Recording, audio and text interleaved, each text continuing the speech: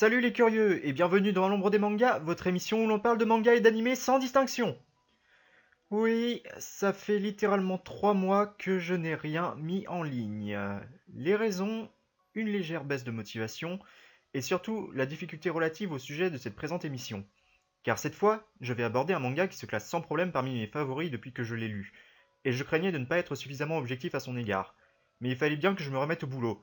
Donc me voici, et j'espère bien vous fournir des vidéos beaucoup plus régulièrement. Quel est donc ce manga qui est parvenu à me faire perdre totalement mes moyens?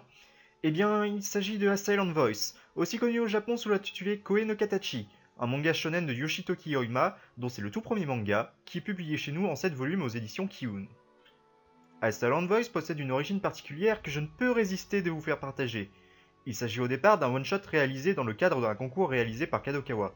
Surprise! Ce one-shot a remporté la victoire, mais n'a pas été publié, la faute à un sujet que l'éditeur trouvait trop sensible. Finalement, il est revenu sur sa décision en 2013 et ce one-shot a rencontré un succès suffisamment important pour devenir une véritable série. Et à partir de là, c'est l'explosion en termes de popularité. Chaque volume faisant mieux que le précédent et parvenant même à faire de l'ombre à Shingeki no Kyojin du même éditeur. On peut dire que Misoima a pris une sacrée revanche sur la vie. Qu'est-ce qui justifie un tel succès, me demanderez-vous probablement si vous n'avez pu encore lire l'œuvre. La réponse que je peux vous donner va me demander de vous résumer l'histoire. Shoya Ishida est un garçon turbulent d'une dizaine d'années, un véritable pitre. Son quotidien est bouleversé par l'arrivée de Shoko Nishimiya, une jeune fille malentendante. Ne parvenant pas à comprendre son handicap, Shoya décide de lui faire vivre l'enfer, et peu à peu toute la classe le rejoint dans son harcèlement. Et à partir de là, c'est l'escalade dans les sévices subis, jusqu'à celle de trop. Shoya passe alors de harceleur à harcelé, subissant désormais au quotidien tout ce qu'il a fait subir à Shoko au point de la faire changer d'école. Cette situation le poursuivra durant toute sa scolarité, et arrivé au lycée, il en vient à regretter ses actes passés et à souhaiter retrouver Shoko afin de s'excuser. Là, je vous ai résumé tout le one-shot et le premier volume, et normalement vous devez vous dire « Bien fait pour lui, il n'avait qu'à pas harceler la sourde !» Et si vous pensez ça, c'est que je n'ai pas été capable de bien vous introduire à ce manga. Je pense même que c'est impossible.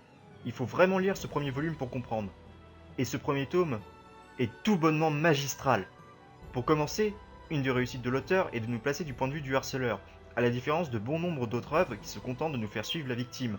Alors oui, vous allez désapprouver tous ces agissements avec force et fracas, mais vous serez aussi amené à le comprendre. Shoya ne fait pas tout cela gratuitement. Il ne comprend pas le handicap de Shoko. Pour lui, elle représente une curiosité. Shoya ayant une forte propension à s'ennuyer rapidement, il décide d'assouvir sa curiosité en la taquinant.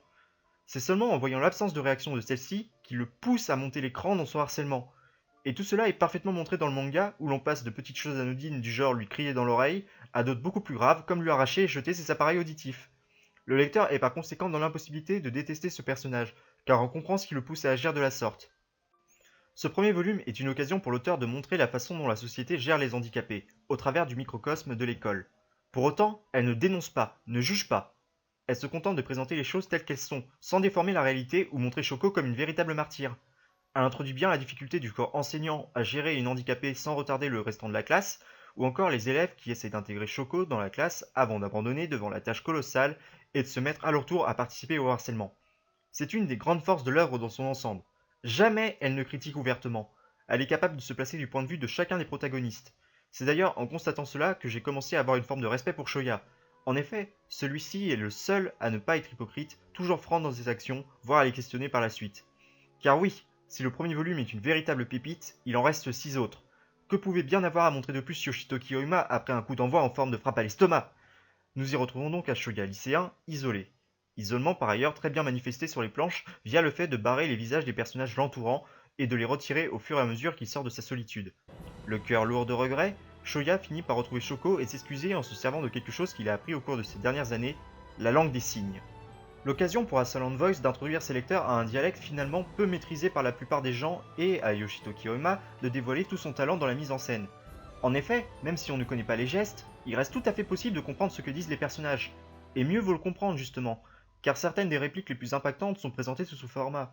J'en profite également à ce stade pour souligner que l'association japonaise pour les sourds et malentendants a apporté son soutien à l'œuvre, garantissant la véracité des dialogues en langue des signes que vous verrez sur les planches. Revenons à Shoya. Ce dernier est le personnage principal de l'histoire, et comme tout protagoniste de shonen, il s'est fixé un but à atteindre. Ici, sa rédemption. Retenez vraiment ce mot, il sera très important dans la suite de cette chronique. Le but de Shoya pour se faire pardonner consistera à rendre à Shoko ce qu'elle n'a pas eu par sa faute. et cela consistera entre autres à réunir d'anciens camarades de classe. Nous rencontrerons donc une foule de personnages tout aussi intéressants que Shoya, notamment son premier ami au lycée Tomohiro, ou encore Naoka, la peste de service. Tout aussi intéressants car ils ne sont pas unidimensionnels, ils possèdent tous leurs propres problèmes ou leurs facettes cachées qui écloseront en parallèle de la relation naissante entre Shoko et Shoya. Certains d'entre eux, comme Eki, une narcissique qui s'ignore, peuvent vous dégoûter dans un premier temps, mais ils ne sont pas pour autant dénués de qualités humaines. C'est un point fort qui rejoint ce que je disais sur la peinture de la société. Misoima ne crée jamais de perso totalement noir ou blanc, mais davantage gris, comme de vraies personnes au fond. Ceci apporte beaucoup de poids au sujet traité, quand bien même le dessin ne se veut pas réaliste. Il suffit de voir Tomohiro pour s'en convaincre. Mais si le dessin n'est pas extraordinaire, la mise en scène, elle, est exempte de tout reproche. Regardez simplement cette simple planche qui m'impacte toujours autant, même après avoir lu le manga facilement 5 fois. Certaines scènes sont également très intéressantes au niveau des choix de mise en scène, et je vous recommande vivement à ce sujet le tome 6, qui est par ailleurs mon préféré. L'autre sujet majeur traité plaira aux amateurs de romances bourgeonnantes. Il s'agit de la relation Shoko-Shoya, bien entendu. Les scènes impliquant ces deux-là sont toujours drôles, touchantes ou émouvantes, et c'est un véritable plaisir de voir ces deux personnages évoluer en parallèle, s'entraidant pour surmonter les obstacles. On évite également les répliques bateaux du style romance, laissant place à une atmosphère toujours dans le ton du récit. Et l'auteur a eu l'intelligence de ne pas en faire le propos de son histoire, ce qui me ramène à ce que je disais sur la thématique de la rédemption. En effet, j'ai vu qu'un nombre considérable de personnes étaient déçues par la fin. Une fin que je trouve de mon côté parfaite. Oima s'est arrêté juste où il fallait. J'y ai bien réfléchi et j'en suis venu à la conclusion suivante. Votre appréciation de la fin dépendra de ce que vous avez considéré comme le thème principal du manga. Si vous pensiez qu'il s'agissait avant tout de romance, vous serez nécessairement déçu, la fin ne se focalisant guère sur cet aspect. Elle se contente de laisser supposer. Par contre, si comme moi, vous avez considéré que la rédemption était au cœur du récit, là, le dénouement se veut exemplaire. Tout est une question de perception par conséquent. Mais en soi, la fin n'est pas mauvaise. Yoshitoki Yoima avait couché sur papier tout ce qu'elle avait à dire sur ce sujet et fait évoluer tous ses personnages. Il n'y avait pas besoin d'en dessiner davantage sous peine de redites, voire de vide. Mauvaise nouvelle pour les amateurs d'images animées. Asylum Voice ne bénéficie pas encore d'une adaptation. Pas encore, car celle-ci devrait voir la lumière du jour très bientôt au Japon sous la forme d'un film compilant les 7 volumes du manga. Il est assuré par Kyoto Animation, ce qui est déjà un gage de qualité. Les premières images le prouvent et le casting de Sayu semble adéquat.